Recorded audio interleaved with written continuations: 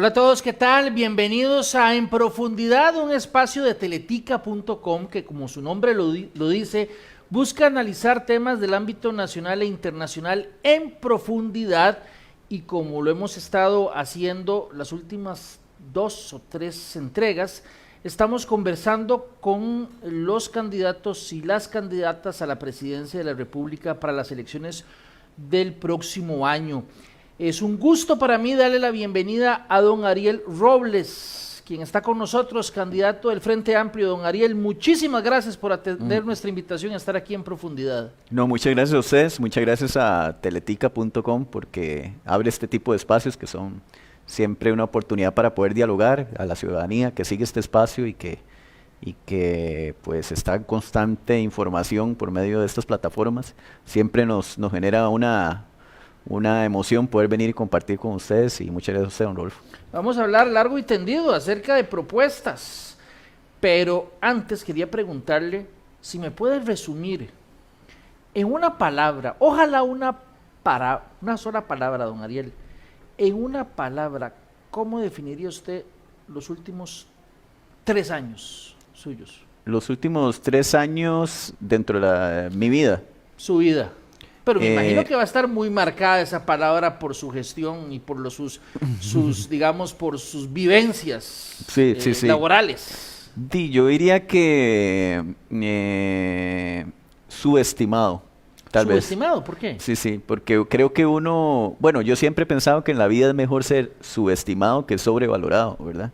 Entonces, creo que en la política, en mi caso, venía de ser una persona que tal vez fue subestimada entre los espacios políticos, ¿verdad?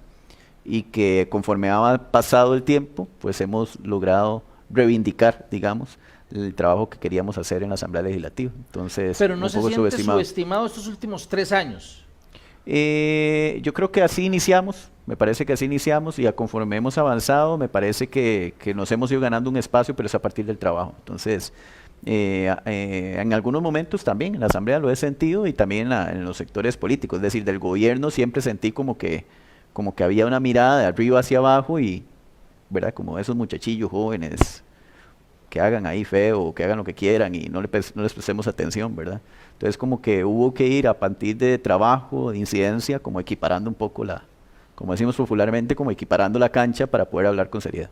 ¿Siente que se convirtió ya en una figura incómoda desde el punto de vista político para estos grupos que lo subestimaron inicialmente? Sí, creo que hoy por hoy, y es algo que nos hemos ganado, es el respeto también del antagonista político, ¿verdad? Hoy yo voy por la calle y podrá ser que me tope con una persona que apoya al presidente o que aplaude la gestión de sus diputados o que siga fanáticamente a alguien, pero siempre se me acerca y me dice: yo le reconozco que usted se mantuvo en su tesis y que desde un inicio dijo esto no me gusta y esto es lo que creo y así lo vemos.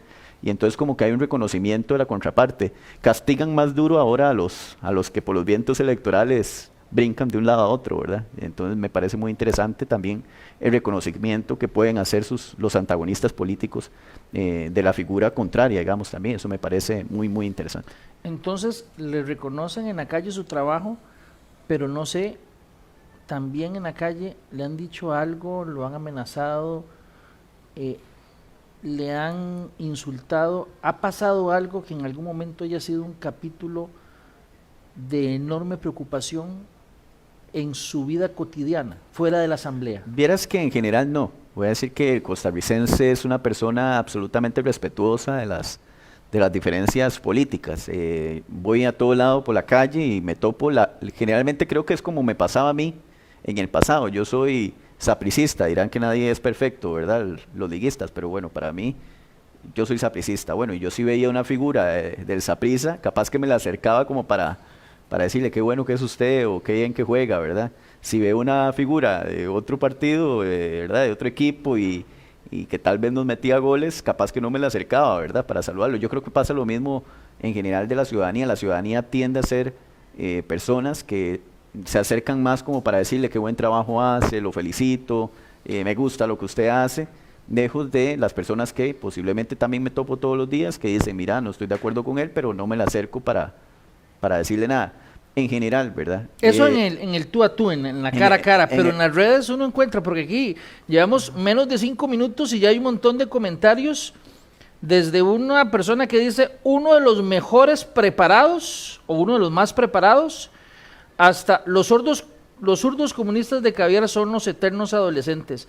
Se encuentra de todo en las redes. De todo, pero dichosamente Costa Rica no son las redes sociales, eso es lo que siempre he dicho, como que Costa Rica realmente va más allá de lo que vivimos en las redes, de lo que se vive en Facebook, ¿verdad? Entonces uno sale y se encuentra unas dinámicas sociales, humanas, que nos hacen sentir, a mí me hacen sentir muy orgulloso de la Costa Rica en la que vivo, ¿verdad? En esa Costa Rica que tiene una identidad tan arraigada, en la cual usted puede toparse con alguien y tener una conversación con un café, ¿verdad?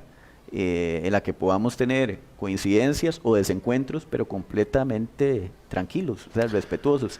Y eso me genera mucho orgullo. No quiere decir que no hayan pasado cosas en estos años, ¿verdad? El otro día lo dije en un espacio, ¿verdad? Que es la primera vez que lo decía públicamente, pero en este tiempo también el confrontarse uno con el gobierno ha provocado y ciertos movimientos, ciertas cosas que uno pensaba que en este país no sucedían, y que sí hubo mucho asedio, mucho acoso, ¿verdad? Al punto en que incluso, no conmigo directamente, pero mi familia en Pérez Celedón, que todo el mundo sabe dónde vive, y tuvo que enfrentar cosas, ¿verdad? Como que un vecino que se le metió la idea esa de que estos son los comunistas, como decía el presidente, comen chiquitos y los hacen y los deshacen, los licuan, los licúan y se los comen, yo no sé, ¿verdad? Esa cosa muy Guerra Fría.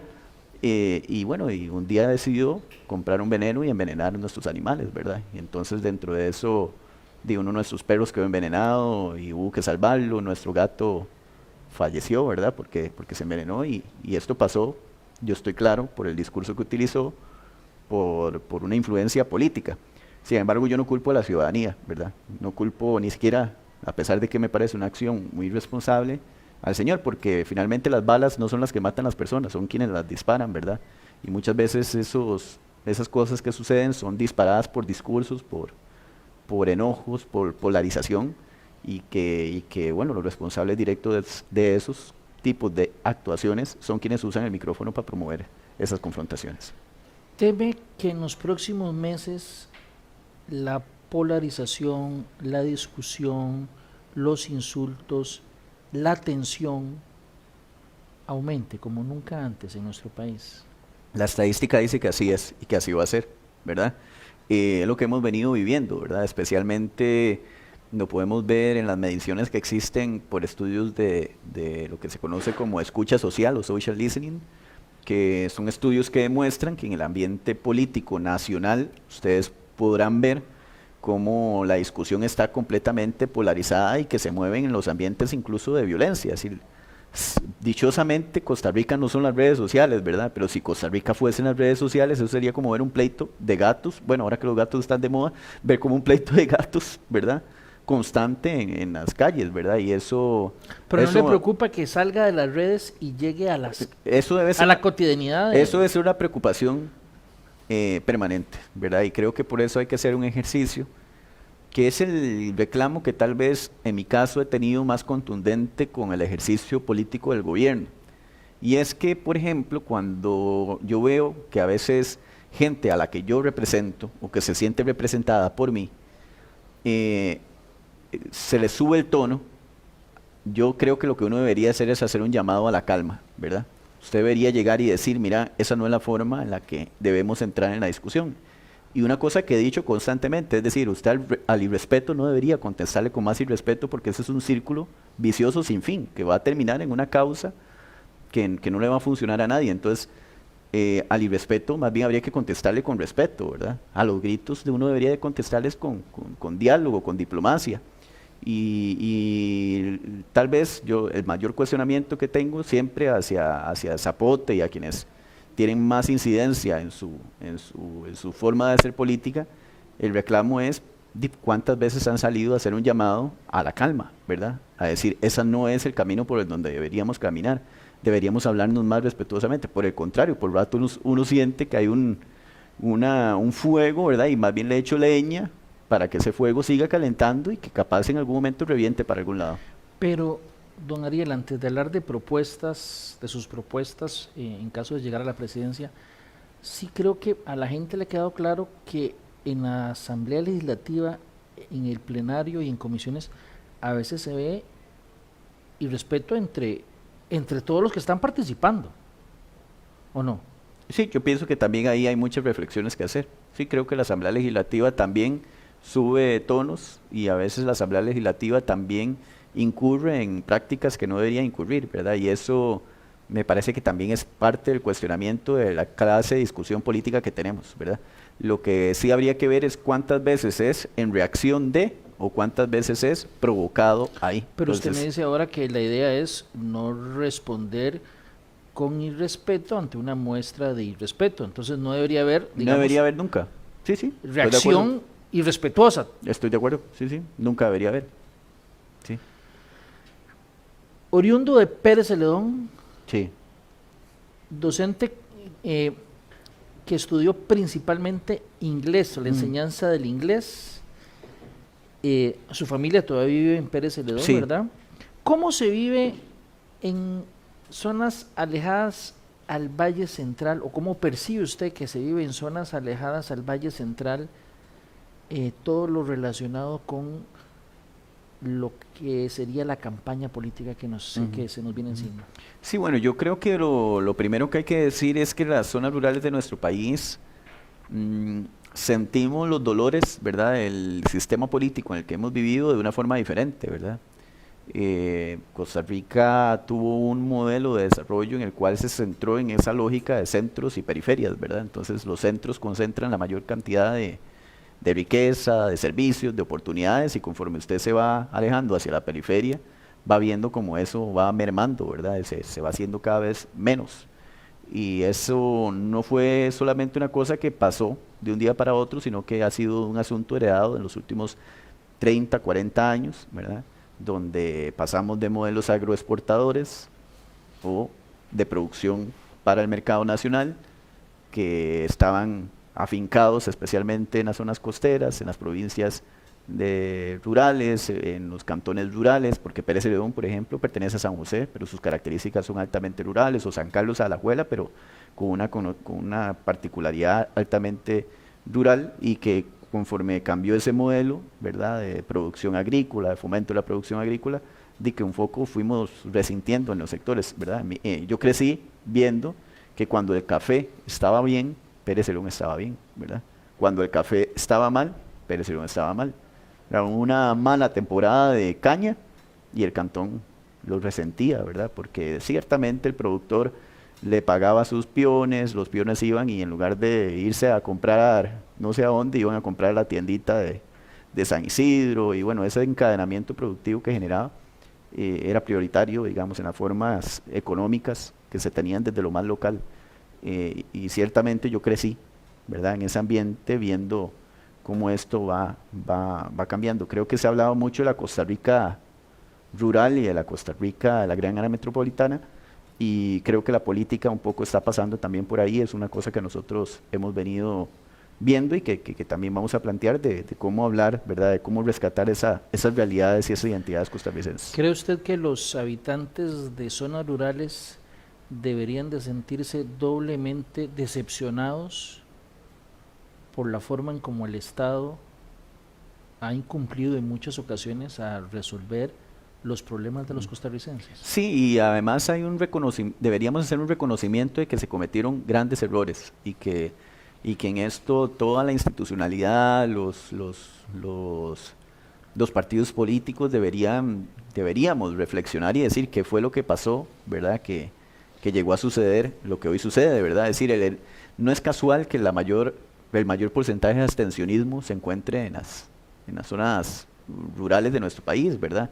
En Cacao de Quepos, de hecho que lo vi en un programa de 7 días, por cierto, fue uno de los lugares donde existió mayor abstencionismo. Iba para arriba del 80% en el pasado proceso, es decir, de 10 personas fueron a votar 2. O sea, es realmente sorprendente, porque ese es un mensaje de que las personas dejaron de creer en la institucionalidad, dejaron de creer en un Estado que les acompañara, dejaron de creer en los discursos políticos, ¿verdad? Y hoy por hoy, cuando hablamos personas de que tenemos preocupaciones porque hay una crisis democrática, ¿verdad? Y porque creemos que está en riesgo nuestra democracia ante discursos autoritarios que se adueñan del poder, que atacan la división de poderes, capaz que en las zonas rurales más bien vienen diciendo que la democracia está en riesgo o que ya se perdió la democracia desde hace muchísimo tiempo cuando el Estado les dejó de resolver, ¿verdad? Entonces, cuando uno viene a decirles, vea, hay que defender la democracia con nosotros, muy posiblemente la respuesta va a ser, ¿qué es lo que vamos a defender? Instituciones que no llegan, un Estado que no nos acuerpa, un olvido, ¿verdad? Y es por eso que eso se vuelve caldo de cultivo para que los discursos, ¿verdad?, del enojo, de la molestia, del cansancio, ¿verdad?, y del voy a destruirlo todo para volver a construir nuevo, calan, ¿verdad?, en la gente, y es válido ese enojo de la gente, ¿verdad? Yo sí creo que es válido. Bien, vamos a empezar a hablar de ideas, de propuestas. También nada más antes de empezar eso, quería hacerle otra pregunta. Cuando yo tengo que tomar una decisión muy importante, yo tengo 2 o 3 personas a las que les consulto. Cuando mi papá vivía, yo le consultaba de todo. Igual a mi mamá, que pues por fortuna todavía está con mi familia, le consulto a mi esposa. Entonces, es mentira que en las decisiones grandes uno, digamos, solo piensa en un asesor técnico, sino alguien que toda la vida uno le consulta, o gran parte de su vida le ha consultado en temas muy personales y que tal vez pueden ser motivo de consulta cuando haya que tomar decisiones relacionadas con un cargo político importante. ¿Usted a quién le consulta? ¿Quién le habla al oído a usted? Sí, bueno, la mayoría de decisiones que tengo que tomar, por ejemplo, la decisión de ser candidato presidencial, mi pareja, Stephanie, y mis papás. ¿Por qué? Porque, bueno, ese asesor técnico, ese asesor político, esa persona que puede estar con usted y decirle un criterio de realidad, de decirle, mira, este es el escenario que enfrenta, estas son las condiciones que enfrenta, siempre están ahí y pueden ser cercanos, pero quien finalmente lo abraza a uno en los momentos difíciles son las personas que lo aman a uno y que uno ama, ¿verdad? ¿Qué le dijo su esposa y sus papás acerca de esta aspiración? Siempre creo yo que la gente que lo ama a uno le preocupa, ¿verdad? Le preocupa los riesgos, ¿verdad? Porque a mi mamá, especialmente mi mamá, también Stephanie, mi pareja, ellas han visto, digamos, los riesgos en los que hemos incurrido, ¿verdad? Es decir, cuando nosotros denunciamos el caso de Gandoca Manzanillo, después de eso tuvimos que estar como 2 meses en un programa de seguridad porque ahí en esa zona está metido el narcotráfico, ¿verdad? Entonces, un programa de seguridad, digamos, del organismo de investigación judicial, el Poder Judicial, un programa que se llama Programa de Protección a Víctimas y Testigos. 2 meses estuvo. Más o menos 2 meses, y todavía seguimos en el expediente, ¿verdad? Ya no con seguridad permanente. ¿Qué implicaba? ¿Que tuviera acompañamiento de oficiales? Que tuviéramos que tomar un montón de medidas en nuestra cotidianidad, para empezar, ¿verdad? Cambios que digamos, por los mismos temas de seguridad no son cosas que uno no puede públicamente tal vez comentar, pero sí hubo toda una serie de cambios, digamos, hasta los lugares a los que yo podía ir pero con mi familia. Pero a raíz de amenazas creíbles. A partir de amenazas dentro del expediente, claro, porque cuando nosotros denunciamos eso, una de las asociaciones de vecinos de la comunidad, una asociación comunitaria que fue con quien interpusimos muchas de las denuncias en ese caso, recibió una amenaza directa, ¿verdad?, de que les llamaron por teléfono y les dijeron, mira, vamos a silenciar a todas las personas que están metidas con esto, ¿verdad? Dentro de esos estábamos nosotros desde la parte política, ellos desde la parte comunitaria, había gente también desde la parte también de la fiscalía, en la parte de investigación. Entonces, cuando esas cosas han sucedido, primero que claro que cuando usted va y le pregunta a su pareja y a su mamá y a su papá, mi papá es más tranquilo. ¿Qué dijo? Métase. Mi papá es una persona muy espiritual. Entonces él lo que me dijo fue que él tenía completa tranquilidad de que íbamos a estar seguros, ¿verdad? Entonces mi papá... ¿Y su compañera y su mamá? Todos los días ora. Mi mamá y mi compañera también me dijeron que echara para adelante, pero sí me hicieron la advertencia de que les daba temor, ¿verdad? Por los vientos para donde están corriendo por la polarización que hay, de que fuera una campaña muy, muy violenta, ¿verdad? Y bueno, la consulto con ellos y ellas este tipo de decisiones, porque son quienes finalmente lo recogen a uno en los momentos difíciles. Así que en la política se viven y se viven en todas las áreas de la vida, ¿verdad? En diferentes niveles usted enfrenta momentos en los que requiere el abrazo de alguien, y muchas veces ese abrazo no va a venir de nadie más que no sea de su familia. Son los que están cuando las cosas realmente se ponen horribles, De es cuando acuerdo. llega esa gente que usted menciona, ¿verdad? Qué buen café. Porque yo me imagino que en el mundo de la política debe haber muchos amigos de mentiras, don Ariel. Sí, sí, sí. Pero bueno, yo creo que uno tiene que construir a partir de creer, ¿verdad? A mí a veces me dicen que soy un poco, ¿qué se puede decir? Bueno, Iluso. a usted le dicen de todo en las redes, ¿verdad? Sí, sí, pero vamos a ver, eso es un poco iluso, ¿verdad? Como que, mira, creer es bueno, es un buen ejercicio como personas. Uno debe creer en las otras personas hasta que le demuestren que no merecen su confianza. Pero siempre el primer ejercicio político que hago con cualquier persona política, no necesariamente con aliados políticos, con cualquier persona, el primer ejercicio que hago es el de confiar hasta que me demuestren de que realmente no merecen confianza alguna, ¿verdad? Hay gente con la que ya uno no puede confiar y hay gente con la que puede seguir confiando. Don Ariel, yo estuve viendo estos días un poco de la historia del Frente Amplio. Recuerdo, porque yo ya trabajaba en periodismo cuando José Merino llegó a la Asamblea, llegó con el Frente Amplio, pero en ese momento era un partido provincial. Realmente empieza ya como un partido que participa en las elecciones presidenciales en el 2010. Desde entonces ha participado, pero no ha llegado a Zapote, no ha llegado el candidato de turno del Frente Amplio a la silla presidencial. ¿Por qué usted cree que no ha pasado, que no han llegado el Frente Amplio a Zapote? Yo creo que hay dos elementos. Uno tiene que ver con condiciones coyunturales nacionales. El Frente Amplio ha enfrentado procesos electorales en que la mirada del debate nacional no está centrada en la propuesta que tal vez nosotros estamos haciendo, o en medio de la coyuntura nacional queda completamente invisibilizada.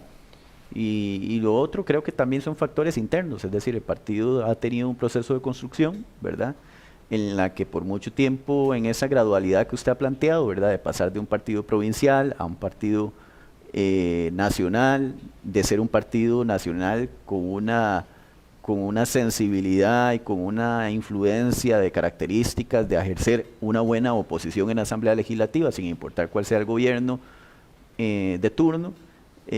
Nos ha tomado un tiempo también madurar la idea de que hay un momento en la historia de vida de la política de un partido en la cual debe dar también ese paso de plantearse, bueno, ¿queremos ser oposición por siempre o realmente queremos gobernar para cambiar cosas que nos mueven a cambiar? Y entonces, es un proceso, me parece a mí, que tiene esos dos elementos. Uno, la maduración del partido, ¿verdad?, para que sea un planteamiento que realmente se haga cuestionándose si es un momento idóneo para gobernar, y la otra tiene que ver también con los elementos coyunturales que trascienden del partido, ¿verdad?, y que el costarricense en este momento de la historia dice, bueno, yo el Frente Amplio no quiero que esté gobernando, quiero que esté aquí, ¿verdad? Entonces yo creo que esos son los dos elementos que ha hecho que el partido no haya logrado ganar elecciones, a pesar de que ha hecho campañas en las cuales, digamos, sí es un actor de los que están en el debate nacional, ¿verdad? En 2014 José María tuvo la posibilidad, que fue cuando yo ingresé al partido, de hecho, de estar cerca de una segunda ronda electoral.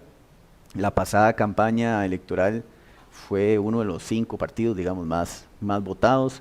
Creo que hemos ido ganando una legitimidad a partir de nuestro trabajo y también un proceso de madurez natural, que tendría que ser natural en cuanto a la preparación de un partido para gobernar.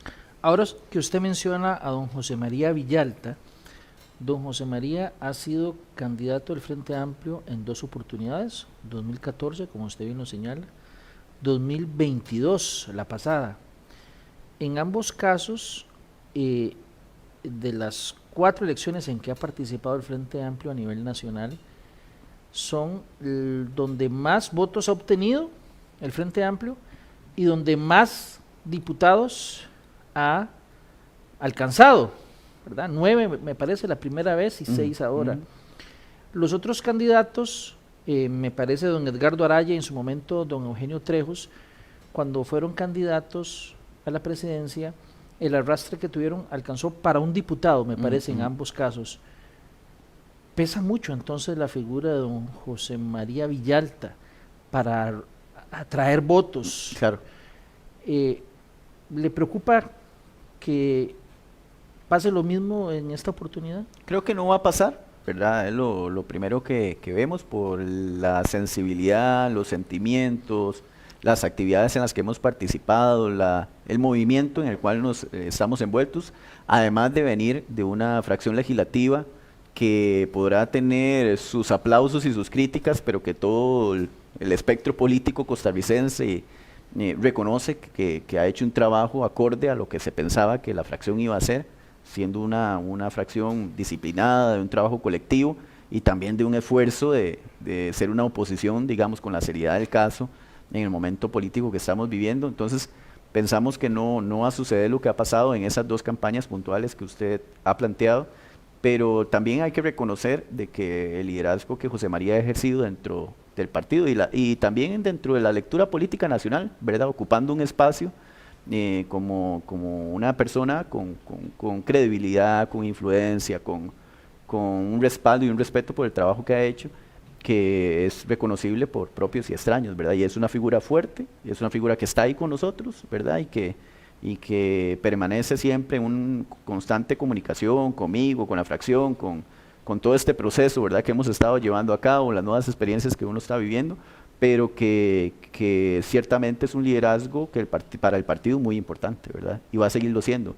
Yo lo dije hace un momento, ingresé al partido en el 2014 cuando José María fue un candidato, 36, 37 años, no sé, y recuerdo la ilusión con la cual me sumé, digamos, a pensar que este proyecto político tenía camino que recorrer y fue el paso de ser una persona que no participaba en política a participar en política, y ese paso que me hizo estar hasta el día de hoy en la realidad en la que hoy me encuentro. Entonces, yo creo que eso ilusiona mucho su forma de ver las cosas y esperamos seguir consolidando esa propuesta a lo largo del tiempo. Cuando uno anuncia que viene usted, los detractores ponen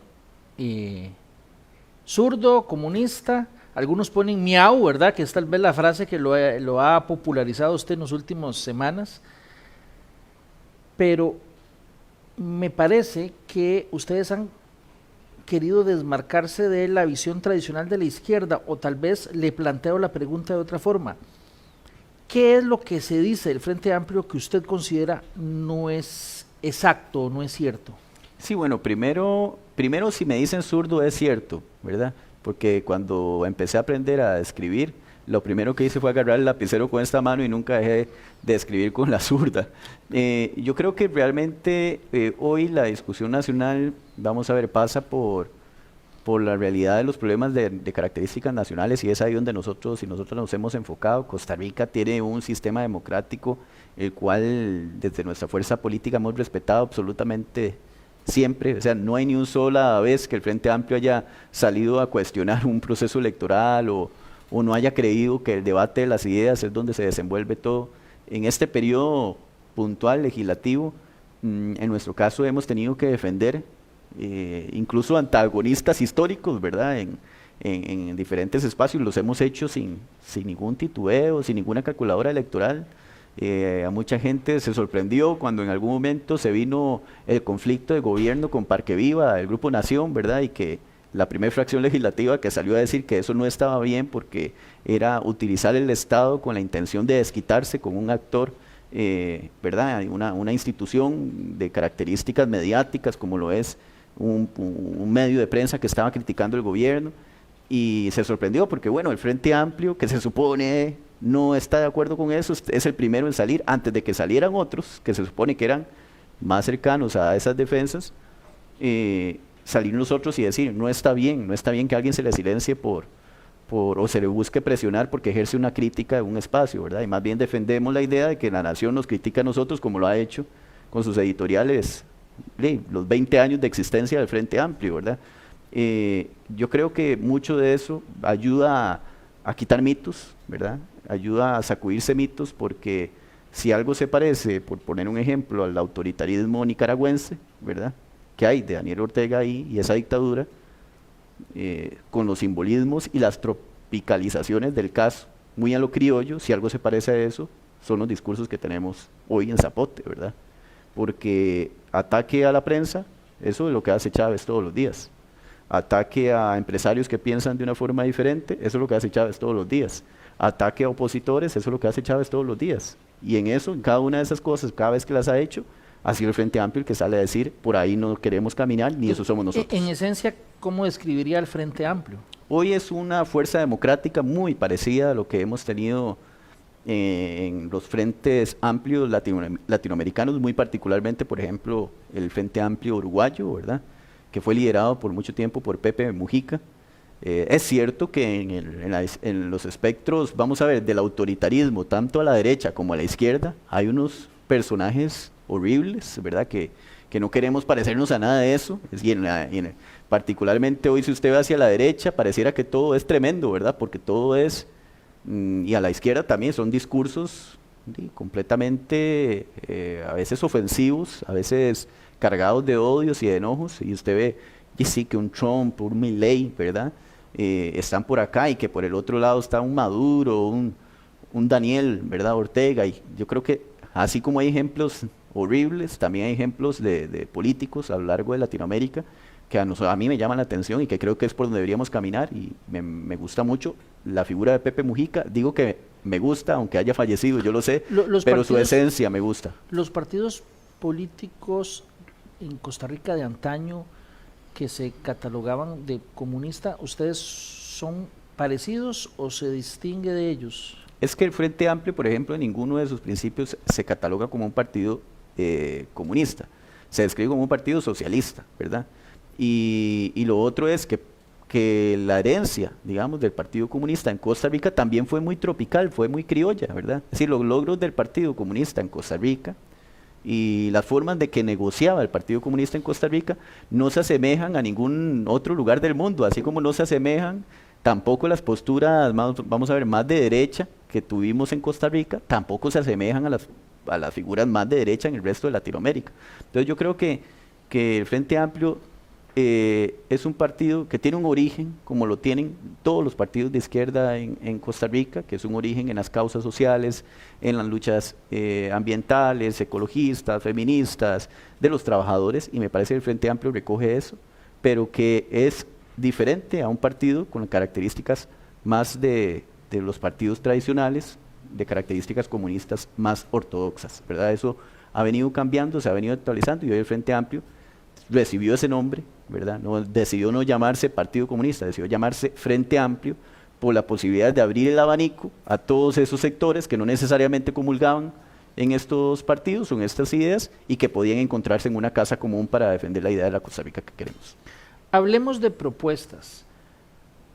¿Qué le parece si plantea unas 3 propuestas que, en caso de llegar a la presidencia de la República, no necesite ir a la Asamblea Legislativa para aprobarlas? Quiero decir, que sea algo que dependa solo del Poder Ejecutivo. Bueno, cuando nosotros lleguemos a gobierno, lo primero que vamos a hacer es recuperar 4 pilares que nos parecen necesarios para que poder tener productividad. Primer pilar, transporte público de Costa Rica, ¿verdad? Nosotros creemos que hay que hablar del tema de la sectorización del transporte público. Eso es un tema al cual le han huido los gobiernos de turno.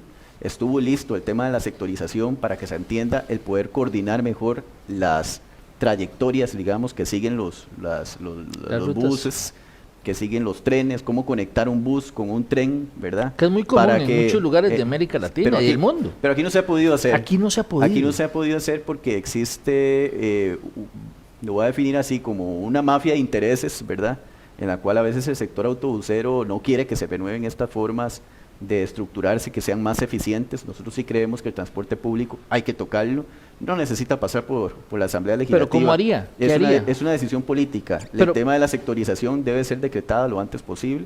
Y ya había un estudio técnico que había quedado listo, por eso nos sorprende que no se haya podido realizar en el gobierno anterior. Es más, en el tras anterior, o sea, el de Luis Guillermo ya había un premier en sumo, en el de Carlos Alvarado se pateó la bola y en el de Rodrigo Chávez se ve que te pateó la bola. Además, no es tema, ¿verdad? Nosotros sí creemos que en tema de transporte público hay que tocarlo porque es un tema de eficiencia, es un tema de recursos y es un tema de productividad. Le sirve al sector privado que haya mayor productividad y que haya mayor eficiencia en el transporte público. Convertir en una realidad la sectorización. Eso lo vamos a hacer entrando a gobierno. Pero eso tomaría ¿cuánto? ¿1 año, 2 años? No creo que sea una tarea tan sencilla. Tal vez plantearla en el papel sí, pero a la hora de enfrentar lo que usted ha llamado la oposición a ese tipo de medidas debe ser algo complicado en los primeros años, me parece. No, nosotros creemos que es algo que se puede lograr en el primer año y hemos dado muestras de que se pueden hacer cosas. Nosotros también resistimos a la presión del sector autobusero. Por ejemplo, cuando en la Asamblea Legislativa propusimos un proyecto que hoy es ley de la República para que el cobro electrónico en las unidades de buses fuese una realidad, una obligación, ¿verdad? Un requisito que se debe cumplir para concesionar rutas de buses, ¿verdad? Antes de eso había una enorme resistencia porque el cobro electrónico representaba la posibilidad de tener más claro cuántos son los pasajeros que ingresan a una unidad. Eso lo logramos a pesar de la presión, con muchísimo diálogo, con muchísima insistencia y con una posición firme, digamos, de solucionar problemáticas que impactan a la gente. Entonces, primer tema, transporte público. Sí creemos que lo del tren eléctrico es una urgencia, ¿verdad? Pero eso sí pasaría por la Asamblea Legislativa. Hay un proyecto que con fondos de la Unión Europea que uno esperaría que el gobierno lo presente y debe ser un acuerdo país, nos parece, el tema del el tren eléctrico y que nos contribuiría aún más, ¿verdad?, en la gran área metropolitana para bajar las presas en las cuales vivimos, que es la cosa más democrática que tiene Costa Rica. Ahí usted no importa si va en Mercedes o si va en un cacharrito ahí, ¿verdad? Ahí igual usted tiene que estar en la presa. Es el lugar donde nos encontramos todos, independientemente de cuánta plata lleve en la billetera o en sus cuentas. Ahí usted se topa en una presa y producto de eso debería ser un tema prioritario, digamos, en la agenda nacional. Lo del tren eléctrico además nos va a dar la posibilidad de tener los recursos para hacerlo, nos va a dar legitimidad para después ir creciendo en esa forma de transporte público. ¿Pero para la sectorización se ocupa plata? Para la sectorización lo que se ocupa es un acuerdo político, no ocupamos todavía recursos económicos. ¿Por qué? Porque es orientar la forma en la que tendríamos que hacerla. Vean lo que hoy pasa, ¿verdad? Yo vivo en Moravia, por decir algo, y para agarrar un bus que viene para la Sabana, tengo que irme al centro de San José y del centro de San José agarrar otro bus para la Sabana, 2 buses, ¿verdad? Y cuando por medio de la sectorización podríamos lograr que aquellas personas que no tienen esa necesidad puedan dar una llegada directa hasta donde deben llegar. Eso es un acuerdo de características técnicas y políticas que tiene que ser muy bien fundamentado para que se pueda tomar, pero los estudios y los datos están. ¿Cuál otro, además de sectorización? Educación, nos parece importante, que les decía son 4 pilares para poder tener mejorar en la productividad. Porque pareciera que a veces queremos como segregar, como que si un tema fuera lo económico y otro tema fuera todo el aparato de la institucionalidad. Transporte público, seguridad, salud y educación son pilares fundamentales en la sociedad. Con Educación nos parece que no hay que inventarse el agua caliente, como decía mi abuela. El Estado de la Educación recientemente presenta un informe muy valioso. Nos señala que del 2006 al 2010, cuando se hizo aquella reforma constitucional, que ustedes recordarán que fue un hito histórico porque pasamos del 6% del Producto Interno Bruto constitucional al 8%, fue un estudio, ¿verdad?, fundamentado que hizo que pudiésemos tomar esa decisión política. Había gente que quería que fuese el 10%, pero no había suficiente fundamentación técnica para tenerlo. A partir del 2010, 2017, ese sueño del 8% se tomó como una política del Estado, ¿verdad? Entonces, independientemente quienes estuvieran tomando las decisiones, había una credibilidad de que por ahí era que se había apostar para construir futuro, ¿verdad?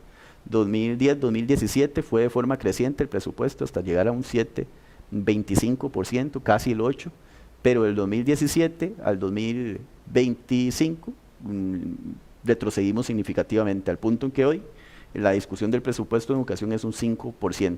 ¿Qué propone usted? Hay una propuesta que ha planteado el Estado de la Educación, que es el volver al compromiso del pacto por la educación, un nuevo pacto por la educación, así lo han nombrado, ¿verdad? Un nuevo pacto por la educación para poder llegar al 8% constitucional. ¿Por qué se necesita ese pacto para la educación? Porque bajo un crecimiento, ¿verdad?, de más o menos un 0.38% por año, ¿verdad?, subiendo, podríamos decir que algún día vamos a llegar al 8%, ¿verdad? Es el decir que usted va a llegar al 8% mañana, eso es una falsedad, porque ni siquiera presupuestariamente el MEP está hoy en las capacidades de poder gestionar ese nivel de recursos. Pero decir que sí es posible hacer un pacto por la educación para que presupuestariamente podamos destinar los recursos para atender de forma inmediata problemáticas que nos están chocando en la cara, sí es posible y es fiscalmente completamente una decisión que no nos pondría ningún riesgo. ¿Por qué es necesario garantizar ese 0.38% a partir del siguiente año? ¿Por qué debemos hacerlo? Porque no hay otra forma de salir, por ejemplo, de las 800 medidas que tenemos en los centros educativos sanitarias para poder atender todo el tema de infraestructura educativa. No es posible sin ese porcentaje atender las muchas becas que necesitan los estudiantes para poder tener un insumo que les permita continuar y estudiar. No es posible hacer una cobertura nacional de alimentación o de transporte que requieren los estudiantes. Y para atender esas urgencias que se requieren, nosotros necesitamos esos recursos. Hay ideas muy creativas. Yo ya he estado en algunos espacios en los que están muchísimos candidatos. Hay muchísimas ideas muy creativas, pero de esas ideas creativas requieren recursos. Si no se garantiza, y creo que el Estado de la Educación nos hace un ejercicio en adelantado a los candidatos, si no se garantiza ese presupuesto, no vamos a poder atender mucho lo que se tiene que hacer. Solo para que ustedes tengan un ejemplo, en los últimos años, del 2022 al 2025, 2025, nosotros ni siquiera llegamos al tope que nos permitía la regla fiscal para invertir en educación. O sea, si la regla fiscal nos permitía crecer un 2% en educación, nosotros ni siquiera llegamos a ese tope. Eso quiere decir que hubo una decisión política de dejar de invertir en educación. Y hoy tenemos una crisis de las magnitudes que tenemos, y mucho pasa porque en un centro educativo, cosa que sabemos, en la costa, por ejemplo, hace poco tuvieron que cerrar porque no había plata para pagar la electricidad, ni había plata para papel higiénico. Educación y transporte. Dígame otra. Salud. De salud nosotros creemos que hay que meterle mano a las listas de espera. Dos cosas importantes. Una, el portafolio de inversiones, los EBAIS se requieren. La atención primaria es fundamental para nosotros poder descongestionar todo el tema de listas de espera. Hay un tema prioritario que es sencillo, nada más se requiere voluntad política, tiene que ver con la atención en la noche que puedan realizar los EBAIS, ¿verdad? Ustedes recordarán que muchos de los EBAIS, y esto es la lógica en la mayoría de nuestras familias que van a un EBAIS, tenían que ir durante el día, a las 5 de la tarde ya se cerraba el EBAIS y hasta luego cocodrilo, como dice un amigo mío, hasta el otro día ya volvían a abrir. Si nosotros logramos implementar realmente como una política institucional en la caja que los EBAIS, destinar los tiempos necesarios, los recursos necesarios para que los EBAIS puedan abrir, ¿verdad?, en horario, lo que se conoce como un horario vespertino, nosotros pensamos que tendríamos la posibilidad de reducir significativamente temas primarios que pueda atender desde los EBAIS. Ahora bien, pero don Ariel, eso no lo podría hacer usted como presidente, ni ningún presidente, porque esa parte le toca a la caja, que como todos sabemos es autónoma. Entonces el presidente de turno puede decir X o puede ser Y, puede decir hablan a las 5 de la mañana, a las 3 de la tarde, a las 3 de la mañana, que la Junta Directiva de la Caja dice no, nosotros somos los que mandamos, no el Poder Ejecutivo. Sí, pero vieras que en este tipo de temas no ha existido resistencia de parte de la Junta Directiva de la Caja. Sí, lo que yo quiero decir es que un presidente o un candidato a la presidencia no podría, digamos, plantear eso como una propuesta que no dependa solo de él o solo de usted, sino que ahí sí depende de la Junta Directiva. Claro, pero depende de una voluntad de diálogo del presidente por ir y sentarse con esa junta directiva, no en los tonos en los que hoy estamos, ¿verdad? Que vamos a ver, esa práctica que ha existido o relación que existe entre la junta directiva de la caja con el gobierno de turno en estos momentos es un desastre, ¿verdad? Recordemos que esta junta ha cambiado más o menos 2 o 3 veces, bueno, unas porque han sido investigados por chorizos, ¿verdad? Pero en otros casos porque el presidente prácticamente de facto quitó presidente ejecutivo y quitó a la junta directiva cuantas veces ha querido, ¿verdad? Y al punto en que solo había una persona que se había mantenido desde el inicio de esta gestión hasta hace poco, y que recientemente doña Marta, representante del sector trabajador, fue sacada, ¿verdad?, de la Junta, y ahí está peleando mediante un recurso de amparo para ser reinstalada. Pero yo sí creo que es un tema que debe ser central, debe ponerse sobre la mesa. Hay otras cosas que se pueden hacer que requerirán más discusión, materia presupuestaria y demás, y que sí se requieren aprobación de la Asamblea Legislativa, ¿verdad? Como el gran tema de las crisis de especialistas que a nosotros nos parece también hay que revisar.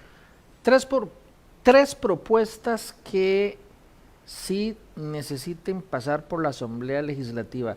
3 iniciativas que, en caso de llegar a ser presidente, usted impulsaría, no dependerían de usted, pero sí las impulsaría en Cuesta de Moras. Sí, bueno, nosotros vamos a seguir impulsando temas prioritarios que nos parece que es una discusión sana que Costa Rica debería estar dando. La discusión actual sobre jornadas a nivel del mundo está pasando por la reducción de jornadas laborales. Nosotros creemos que esa es una discusión que debe estar en la Asamblea Legislativa.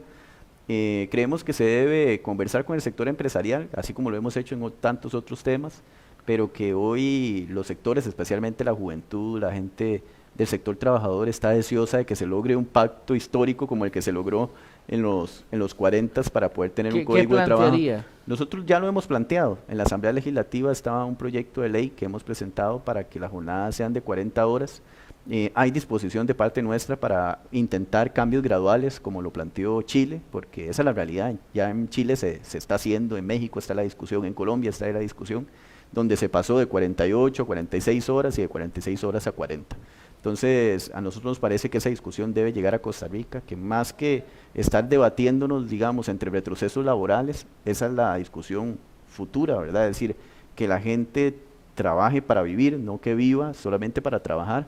Se ha demostrado que mediante este tipo de legislación, ¿verdad?, ha significativamente mejorado la productividad. Hoy Costa Rica es el país de la OCDE, el segundo país de la OCDE con mayor cantidad de horas laboradas, pero es el penúltimo, ¿verdad? O sea, el segundo de atrás para adelante en la OCDE en términos de productividad. Entonces vean qué cosa más curiosa. Hay gente que piensa que en Costa Rica, usted sabe, no se trabaja mucho, digo yo de los mismos costarricenses. No, realmente el costarricense trabaja mucho, pero es poco productivo, ¿verdad? Y los estudios demuestran de las universidades de primer mundo y donde se ha aplicado este tipo de regulaciones en materia de jornadas, donde la reducción significa mayor productividad. O sea, la lógica sería, se trabaja menos, pero de manera más eficiente. Sí, y sin reducción salarial, que eso es lo más importante. No se puede hablar de reducción de jornadas si eso implica reducción salarial, porque usted lo que va a hacer es empujar a la gente a que sálvese quien pueda, ¿verdad? El proyecto que hemos presentado en la Asamblea Legislativa tiene todas esas condiciones. ¿Qué otro proyecto? Nosotros creemos que hay que seguir insistiendo dentro de lo urgente y de lo inmediato en este momento, en este preciso momento, por temas que tengan que beneficiar al sector empresarial también un poco en este respaldo, ¿verdad?, de encontrar un equilibrio para poder tener mejoras laborales, poder tener también cambios. Ya logramos en el pasado, ¿verdad?, en este periodo, aprobar 2 iniciativas importantes. Una es reorganizar, reorientar, redistribuir el impuesto que pagaban las pequeñas y medianas empresas, ¿verdad?, para que las exoneraciones fueran un poco más largas y el crecimiento fuera gradual en materia de impuesto de la renta. Eso ya es ley. Logramos que los trabajadores independientes también paguen menos impuestos, o sea, de acuerdo a sus ingresos. Actualmente, esta ley que se logró aprobar nuevamente plantea un nuevo escenario donde puedan ser exoneradas aquellas personas que tengan menos ingresos. Antes, recuerden que era una tasa flat, es decir, la misma tasa para todo el mundo. Entonces, si yo ganaba 1 millón de pesos, pagaba exactamente lo mismo que si ganaba 15 millones de pesos, ¿verdad? Entonces, nosotros logramos adaptar eso para que exista una exoneración más amplia de la gente que menos gana, ¿verdad? Y eso son 2 leyes que se lograron aprobar. Sí, también enfrentamos bajo viento y marea o oposición, especialmente de Hacienda, pero logramos llegar a un acuerdo nacional. Nosotros hemos escuchado con mucha atención el tema de los fondos, de las propuestas que van para temas de FODESAF, ¿verdad? Que hay sectores bueno, encuentran esas dificultades. Nosotros creemos que en pequeñas y medianas empresas, nuevas pequeñas y medianas empresas, podrían ser exoneradas temporalmente del pago de esos recursos que van para FODESAF, de forma que puedan estabilizarse, que es lo que nosotros pretendemos. Temporalmente es 1 año. 5 años, igual que lo que hicimos con la ley de la renta. ¿Por qué esto? No es una ocurrencia, es que son estudios lo que demuestran que una empresa dura de 1 a 5 años para poder decir que esa empresa se consolidó. Sobrevivió. Entonces, nosotros agarramos estas empresas hoy y les caemos encima renta, caja, FODESAF, cumpla con esto, con aquello, municipalidades, patentes, y muy posiblemente esa empresa va a encontrar enormes dificultades para poder subsistir el primer año. Pero si nosotros, que ya lo hicimos con pagos de renta, logramos en temas como FODESAF brindar una gradualidad, ¿verdad?, temporal, para que cuando ya esté instalada, consolidada, empiece a pagar el fisco, nosotros creemos que podría haber un fomento significativo de que más pequeñas empresas se logren instalar, y además que haya una formalización de las actividades, porque hay muchísimas empresas que no se formalizan, ¿verdad? Y eso es un problema para el Estado, la no formalización. No se formalizan porque les cae encima todo, ¿verdad? Entonces ya lo hemos logrado y pensamos que son buenas señas, digamos, hacer este tipo de cosas. Ese proyecto se va a presentar justamente esta semana y que, bueno, cuando seamos gobierno vamos a convocarlo para su discusión lo antes posible. Una última propuesta que necesite pasar por la Asamblea. Lo intentamos en el pasado y no lo logramos. Tiene que ver con materia de seguridad. Nosotros queríamos tener mayor control sobre el tema de los capitales emergentes. Ustedes recientemente tuvieron un programa muy interesante en materia de seguridad. Ustedes saben que nosotros no podemos enfocar, el crimen organizado es una cadena, ¿verdad? Es una cadena que termina en el sicariato, ¿verdad? Y termina en la violencia en las calles. Pero esa es el fin de esa cadena. Es oportuno para nosotros y nosotras poder atender todo el resto de la cadena, ¿verdad? Y una de esas partes importantes, fundamentales, tiene que ver con cómo se instrumentaliza los fondos que vienen del narcotráfico, cómo se legitiman, se oficializan los fondos que vienen del narcotráfico, y eso no es otra medida que tenga que ver con el lavado de dinero. Si usted puede tomar todas las medidas para meter aquí todo el mundo a la cárcel, ¿verdad?, en esta parte, al final de la cadena, pero si usted no hace nada con el mundo del lavado de dinero, lo único que está provocando es que, mira, el capo del narcotráfico, el que salía en las películas como el líder del narcotraficante, una vez que le meten a la cárcel o le matan a uno de los muchachos que eran parte de la banda, que eran los que se encargaban de hacer el trabajo sucio, como tengo los recursos económicos, mañana voy contra todo otro. Entonces, ¿qué propone? Mañana ¿Algo equivalente a extinción de dominio? No, nosotros lo que planteamos fue una medida cautelar que estaba dentro de la lógica de la legislación que ya se había aplicado para crimen organizado, un proyecto de ley que mataron recientemente, solo tuvo el apoyo de nuestra fracción, diputaciones independientes, algunas de Liberación, me parece, y para de contar, ¿verdad? Se encargó Nueva República, el partido de gobierno y el liberal progresista y la unidad de enterrarlo, 25, a pesar de que fuimos mayoría, tuvimos como 27, 28 votos a favor. El proyecto planteaba que ante la solicitud de una alerta por parte de la Fiscalía sobre unos fondos emergentes de manera... Si sospecha de que ese dinero es mal extraña. Poner un ejemplo, de un pronto a otro el señor que vive ahí en el barrio, que se dedicaba aparece de repente a vender bicicletas, de un pronto a otro aparece con un edificio, aparece con un carro Hilux grandísimo, aparece con una cosa desproporcional. Se le hace esa alerta. Inicialmente el proyecto planteaba que Hacienda, que el Instituto Costarricense de Drogas, que el Ministerio Público fueran quienes podrían dar esa alerta. Después, por la discusión legislativa, sacaron a Hacienda y también al instituto, lo sacaron porque... ¿Dan la alerta y qué pasa? Dan la alerta de forma inmediata, un juez recibe esa alerta y propone una medida cautelar temporalísima, es decir, en 48 horas usted demuéstreme de dónde viene esa plata. Digamos que el señor podría llegar y decir, pegué la lotería, entonces demuestra que pegó la lotería, se descongela eso y no pasó nada. pero si no logra demostrar de dónde viene el origen de ese dinero, ¿verdad? Habría que congelarlo para poder hacer una investigación profunda. ¿Qué es lo que pasa? Que hoy Pero eso es parecido a extinción de dominio, sí, digamos. sí, pero la diferencia es, la gran diferencia es en esto, es que si usted logra demostrar, digamos, que no está pasando absolutamente nada, el procedimiento ahí se acabó, ¿verdad? Bueno, en no extinción de dominio, en principio, si el proyecto, como se aplica en otros países, si se demuestra que es dinero bien habido, no pasa nada. Me parece que la diferencia es que sería mucho más sumario, mucho más rápido todo. sería una medida cautelar urgentísima, digamos, no un procedimiento de toda la justificación para la extensión de dominio, sería una medida muy, muy particular. ¿En cuánto tiempo? ¿En 2 días? 2 días era lo que se señalaba en la discusión en la Asamblea Legislativa, digamos. Para demostrar que es dinero bien habido, Sí, recursos bien habidos. Sí, vamos a ver, y yo en esto lo dije en la Asamblea cuando se dio esa discusión, porque mucha gente decía, es que si se compra un tele, van a... Vamos a ver, eso lo decían discursivamente, pero ni el Ministerio Público ni nadie en este país tiene la capacidad institucional, digamos, para andar investigando a todo el que le apareció un tele, ¿verdad? O sea, el Ministerio Público tiene muy reducidos sus recursos y solo le puede prestar profunda atención a aquellos casos que son realmente anómalos. ¿Qué es lo que está pasando hoy, don Rodolfo, y las personas que nos escuchan? Que no tenemos esa medida. Entonces, ¿qué pasa? Cuando a veces se detecta que hay un manejo irresponsable de recursos o que causa algún tipo de alerta, rápido estos recursos, estas cuentas se mueven de un lado a otro, se pasan a otro, incluso fuera del país, y termina no sabiendo uno hacia dónde se movió ese dinero, y muchas veces el Estado no logra ni siquiera resolver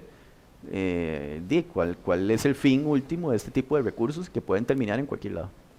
Bueno, para aprobar estos proyectos que usted plantearía en caso de ser presidente, se ocupa el apoyo de diputados y diputadas, ya sea producto de negociaciones o de una fracción muy grande. ¿Cuánto cree usted? ¿Cuánto sería un éxito para el Frente Amplio alcanzar la cantidad de cuántos diputados en la Asamblea?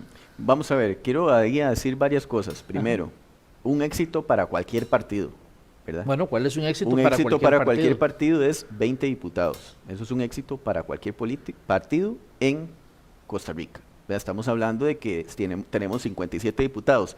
Si un partido logra sacar 20, es un éxito. ¿Le gustaría tener 20 a usted? Cualquiera que sea. A mí me gustaría tener 20 diputaciones, por supuesto, porque siendo presidente con 20 diputados, ya uno estamos hablando. ¿Le ¿verdad? gustaría tener 40 diputados?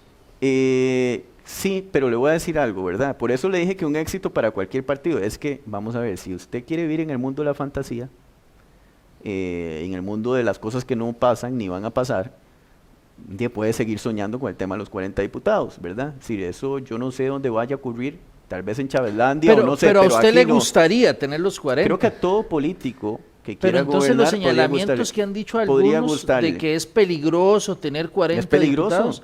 Pero usted me está diciendo que le gustaría también. Es peligroso. A mí lo que me gustaría es que hayan 40 diputados con los que se pueda dialogar y que se pueda llegar a un acuerdo, independientemente de cuál sea el partido, que es la forma en la que hemos hecho política. Sí, pero no lo entiendo, don Ariel. Usted dice que le gustaría tener 40 diputados. No, eso dijo usted. No, usted dijo que le gustaría tener los 40. No, usted dijo que sí. A usted le puede gustar muchas cosas, que sea prudente y que sea bueno, es otra cosa.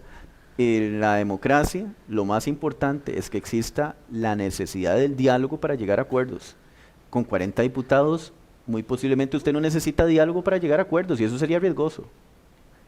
Don Ariel, muchísimas gracias por aceptar nuestra invitación y conversar unos minutos en profundidad. Me dice que le gustó el café. Sí. Pues muchas gracias a don Cristian, que es el que nos facilita el café y hace un excelente trabajo, además del trabajo que hace en cámaras. De verdad, muchas gracias, don Ariel, por aceptar nuestra invitación. Y la idea nuestra es traer a todos los candidatos y todas las candidatas a este espacio, ojalá 2 veces antes de las elecciones, pero por lo menos vamos a terminar una primera ronda y si es posible abrimos otra con todos nuevamente. De verdad, muchas gracias, don Ariel. Muchas gracias. Ojalá todas las candidaturas pasen por esta silla y podamos escucharles en este ambiente democrático al cual nos dirigimos y que de paso se tome su respectivo café. Muy buenas tardes. Y también muy buenas tardes a ustedes, muchas gracias por acompañarnos y si Dios lo permite los esperamos en una próxima entrega. Hasta entonces.